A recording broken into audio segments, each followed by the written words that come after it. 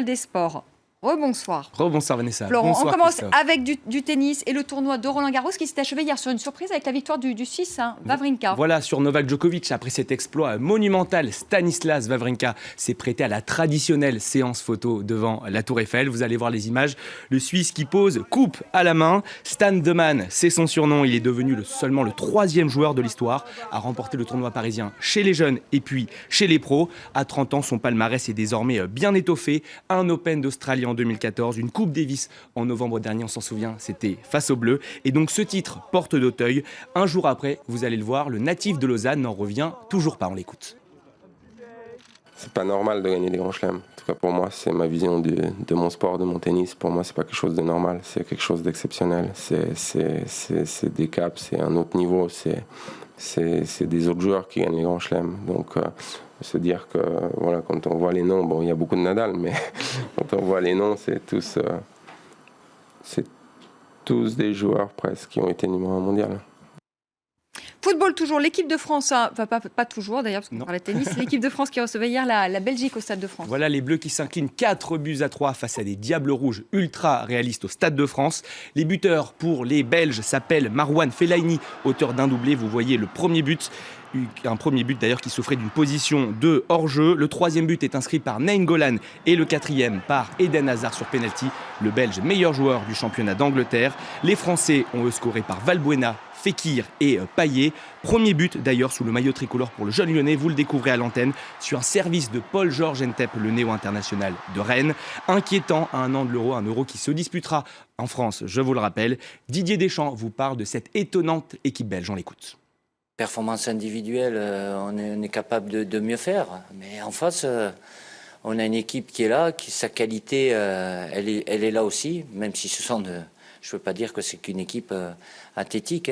Ils ont de très bons joueurs qui jouent dans les grands clubs et qui jouent les grandes compétitions. Donc, elle n'est pas classée où elle est aujourd'hui par hasard. Et le match d'aujourd'hui le confirme. Allez, il y a la Copa América qui démarre jeudi voilà, en Amérique du Sud. Voilà, 44e édition de cette Copa América, l'équivalent de l'Euro ici sur le vieux continent. Elle se disputera au Chili jusqu'au 4 juillet prochain. On va s'intéresser aujourd'hui à l'Uruguay, ce petit pays de 3,5 millions d'habitants, tenant du titre, a déjà remporté 15 fois la compétition. C'est évidemment un record. Les Uruguayens qui pourront s'appuyer sur Edinson Cavani, l'attaquant très en forme avec le Paris Saint-Germain en cette fin de saison. En revanche, vous le savez, l'équipe sera privée de sa plus grande star, j'ai nommé Luis Suarez. L'avant-centre du FC Barcelone est encore suspendu pour 8 matchs suite à la fameuse morsure sur Giorgio Chiellini lors du mondial brésilien. Vous voyez cette morsure, il manquera donc toute la compétition, c'est bien dommage pour lui.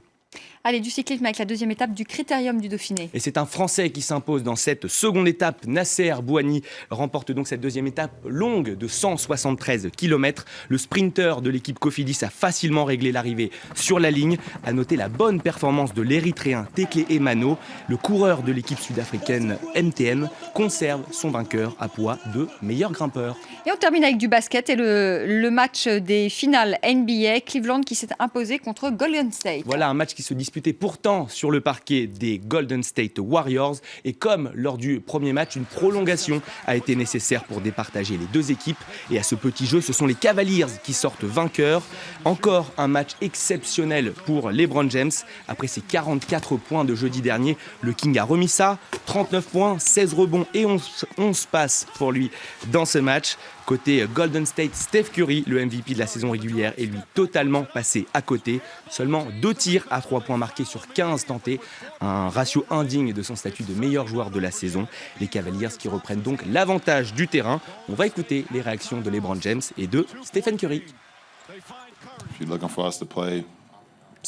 Si vous croyez que nous allons jouer d'une manière sexy, un beau basket, eh bien ce n'est pas nous. Ce n'est pas nous en ce moment. Nous jouons dur. Vous savez, nous on va rentrer sur le parquet avec une mentalité agressive, défensivement et offensivement. Et pour gagner un match de finale avec seulement 32% de réussite au shoot, c'est juste la preuve qu'on peut être très accrocheur. Ces shoots que je rentre normalement, j'ai senti tout de suite qu'ils ne rentreraient pas lors de ce match. Ça n'arrive pas d'habitude. Je ne sais pas si mécaniquement il y a une explication. Je n'ai juste pas trouvé le rythme pendant ce match. Je ne vais pas laisser un match altérer ma confiance. I'm not going to let one game kind of alter my confidence. Merci Florent Rodeau, le journal des sports, 20h20. Merci beaucoup Christophe Dansette, le journal de l'économie, 20h15. Moi, je vous retrouve dans quelques minutes pour une nouvelle édition. Et puis 19h10, notre débat consacré ce soir aux élections législatives turques avec ce revers pour Recep Tayyip Erdogan et son parti, l'AKP, qui n'obtiennent pas la majorité absolue, mais uniquement une majorité simple. Alors, quelles conséquences pour l'avenir de la Turquie? On en parlera avec nos invités. Le débat, 19h10. Mais avant cela, le journal, c'est dans moins de 3 minutes. Maintenant, à tout de suite.